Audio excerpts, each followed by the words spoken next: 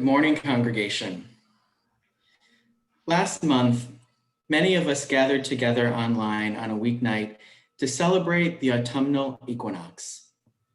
During that gathering, I prayed a prayer which contained this sentence: God of the autumn, help us to know that living and dying are one, that life is precious and beautiful and limited, that nothing good is ever lost.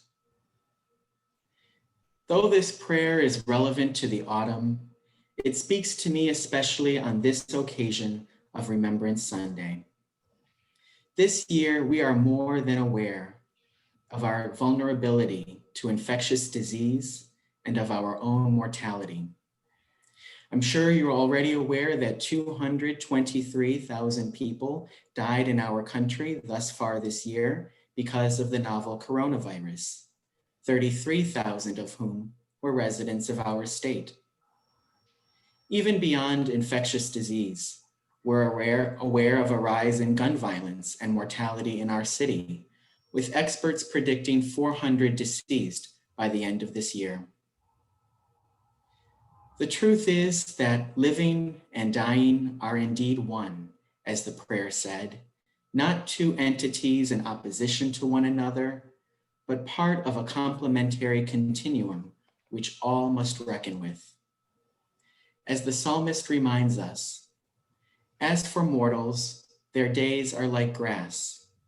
They flourish like a flower of the field, for the wind passes over it and it is gone, and its place knows it no more. As sophisticated, modern, largely self-sufficient people who too often forget that we too are part of nature, not separate from it, and we share this world with bacteria, viruses, and parasites, none of whom have our species' best interest in mind. For that reason, we support the efforts of medical researchers and public health experts who are working tirelessly to improve our quality of life and our chances of survival against the vagaries of germs. But besides our support for science, what insights into disease and mortality can our Unitarian Universalist faith enlighten us with? I think the insight that nothing good is ever lost, as the autumnal prayer said, is the wisdom that our faith can offer us. I take this insight on faith, as I have no rational proof or data that shows that this is indisputably true. But the proof I need to know that this is true, I already see in my life and ministry. The tireless work of our doctors, nurses, and public health officials to keep us healthy will never be lost. The prudent actions of local leaders to keep our communities safe will never be lost. The prudent actions of others and the hours of unappreciated work that frontline workers have put in this year will never be lost. The care and concern expressed through phone and video calls and emails and cards that we sent one another to check in on each other's well-being and share company will never be lost. The love we have for our family, friends, and neighbors will never be lost. The work for justice, peace, and democracy in our world, including the phone calls made, the postcards mailed, and the votes cast, will never be lost. The spirit of community we formed and celebrated in this congregation will never be lost. And those who are departed from this life in their eternal rest, whose souls we give thanks for, who have joined the choir invisible of those immortal dead, who live again in minds made better by their presence, will never be lost. Thank you for listening to this reflection, and I'll pass things on to Reverend Jill Bowden, who will share her reflection. Thank you, Mark. A very wise person whose name escapes me at the moment once said, There are 4 steps to dealing with a problem. First, you have to see it, and then you have to own it, and then you have to deal with it, and then you have to let it go. This is hard. We find ourselves in a time of double or even triple pandemic. If you count COVID, white supremacy, the pervasive racism of our culture, and the resulting inequities bookended by the haves and the have-nots. I find that terminology is increasingly uncomfortable, as it should be, setting up dichotomies of yes and no, or all and none, seem to exacerbate the problems, not to help heal them. One of my favorite podcasters, Brene Brown, always closes her broadcast by encouraging her listeners to stay awkward. I'm glad to know that what I'm feeling, along with discomfort and insecurity, puts me in the center of a population that feels unsure and unmoored when we may have once felt that we knew with some degree of security who we are and what we believe, and embrace that without question. In a time when nothing feels normal, may we try to find solace in looking back when looking forward is too painful and too insecure. And yet, I find a great resistance to the idea of not doing anything we used to just because we can't do it like we used to do it. Acknowledging the brokenness of this time and persisting in our familiar rituals, however they might feel imperfect, gives continuity. My thoughts on how we're going to get through this whole and damaged and repaired and stronger as a result continue.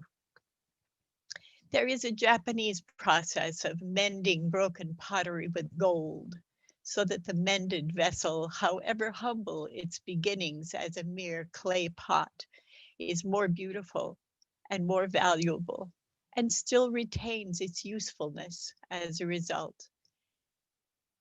The technique is called kintsugi, and I hope that we may find the same principles applicable in an emotional framework for healing our collective grief, so that what is useful is not lost, and what is learned makes the result more precious to all of us. I don't think I'm alone in this. The language of describing our collective grief and our struggle to support a loving humanitarianism amid the loss and pain we're experiencing has been evolving, even in the language we use. As you know, I work in a cancer hospital. The language of war, of fighting, of conflict has been descriptive of cancer treatment, but even that is changing. I invite you to join me to work on finding words not only for medical care, but for our interactions with each other, so that the terms of addressing struggle to overcome illness, overcome our social inequalities, and yes, overcome our collective grief in language is not warlike. No, fight the good fight. No, never give up. Because you see, if there's a winner, then there's also a loser. And what we need here is a language that proposes a win-win situation. I'm attached to the idea of having a purposeful and personal, conscious presence, of speaking to this moment in history without euphemisms or prevarication, of staying awkward and uncomfortable, because that says to me that we are on new ground, setting out in new directions, awkward and uncomfortable together. We're going to have to develop new tools in order to move on, to grieve, yes, and together to call upon the strength, the will, and the courage to stay at the table. Our conscious presence will make a difference, And our presence as workers and as witnesses will make a difference. This is hard. And we have to work it out when we're simultaneously exhausted by the seeming unending pressures of our world. John O'Donohue, in his poem For Someone Awakening to the Trauma of His or Her Past, calls it, and I quote, the season of our awkward harvesting, when pain takes us somewhere we would rather not go, end quote. I have a deep admiration for the Jewish tradition of grieving and mourning. There is a centuries old and well-defined process that requires the mourner to be uncomfortable, to sit on a box, to forego bathing and shaving, to be required to be the one to speak first in any conversation so that others will not interrupt the introspective process of grieving. There are planned stages to the grief. The mourner gradually re-enters daily life, and those around the mourner expect that the person will find their own level of observance so that their pain is respected.